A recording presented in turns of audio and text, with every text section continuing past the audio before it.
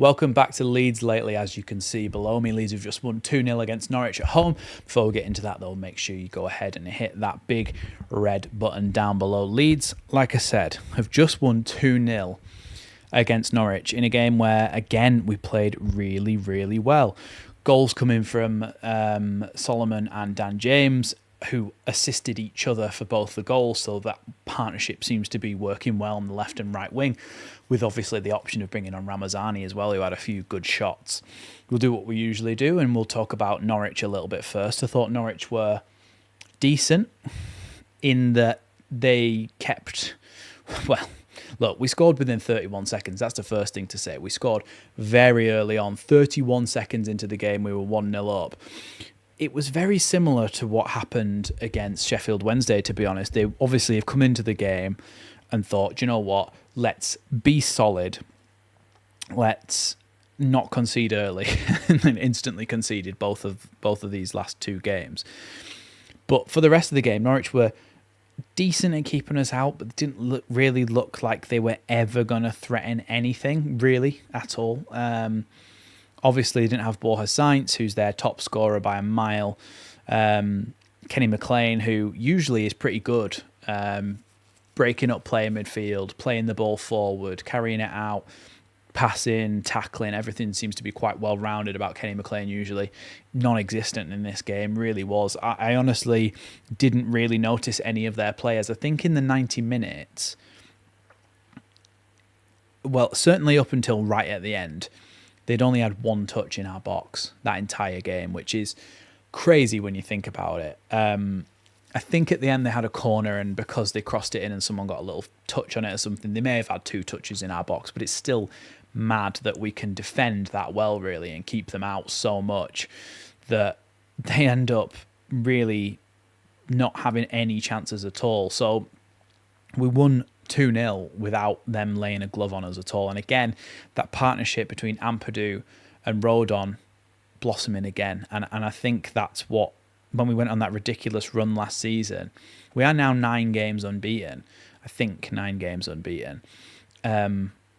And that happened last season when Ampadu and Rodon were forced to be that partnership when Strout got injured. Now, Strout's really good and has also been really good this season, hence why our defensive statistics are so high. But there's something about that Ampadu-Rodon partnership that just seems to be able to stop the opposition scoring. It really does seem to do well at limiting their chances. Byram at left back played decent. I thought he was very Byram-y. He was very 6, 7 out of 10, like he is every single time. And I do think that he got himself a yellow card for kicking the ball away, which was really a silly thing to do. And so eventually he got taken off because they didn't want to risk getting him a second yellow. And then also Bogle on the right-hand side was, again, really good. He's having a really hot patch, purple patch they call it, don't they? A really good run of form where his dribbling seems to be good, his overlapping runs, his shooting and everything seems to be on form at the moment, Bogle. So I'm really happy with what I'm seeing from him. He was well involved in that first goal. Bogle plays the ball into Aronson, who then... Aronson plays the ball into Bogle, who does a nice little flick around the corner, back to Aronson, who plays a first-time ball, curling round the defender into Dan James's path, who squares it right across the box, that corridor of uncertainty that we love on Leeds lately. And Solomon comes in at the near post and puts it in the top corner. Really good, well-worked move. And it was 31 seconds in, and it just completely took the wind out of Norwich. Obviously, we had to wait a long time for the second goal. But again, that came in from the wide position.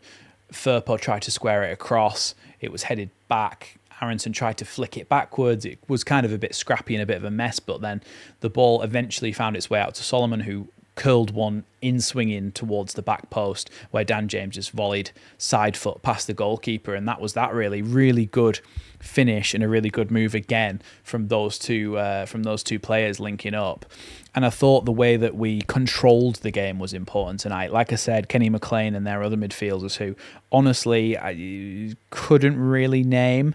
That's how dominant we were. Tanaka and Rothwell were really good, which has given Farke something to think about with the fact that he's got Gruev, Gilavogi and Ampadu, who are all more than capable of doing really well in those positions. And Tanaka and Rothwell are doing really well in there to keep those two out.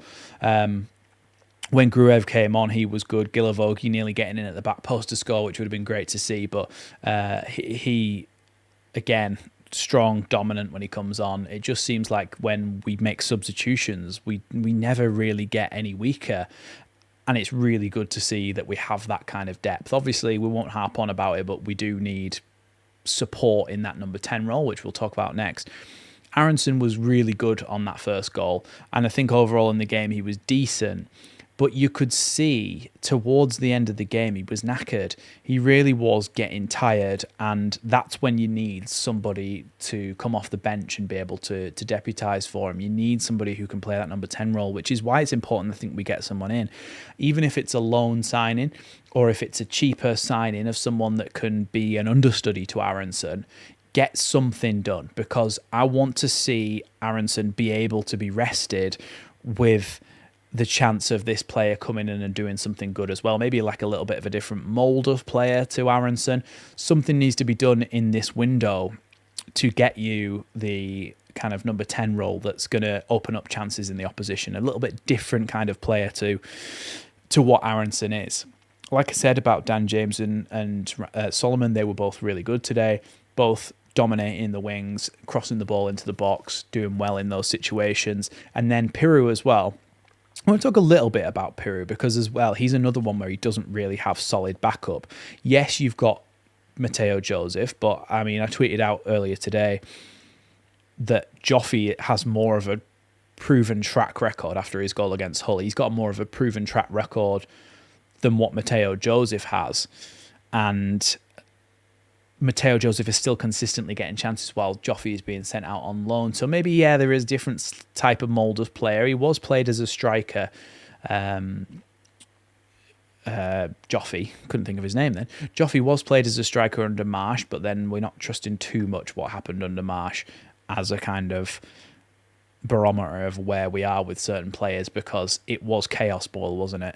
So maybe there's a little bit to be said about which way that could go, but I don't think either of them are particularly good enough to be our striker. So Piru needs backup, and I don't think Bamford's the guy. I don't think Joseph's the guy. So I think Bamford is the one maybe to send out the door permanently. I like Bamford. I like him as a bloke. He's funny on that podcast, and I've not got any bad feelings against Bamford, but I just think that he's potentially over the hill now in his Leeds career.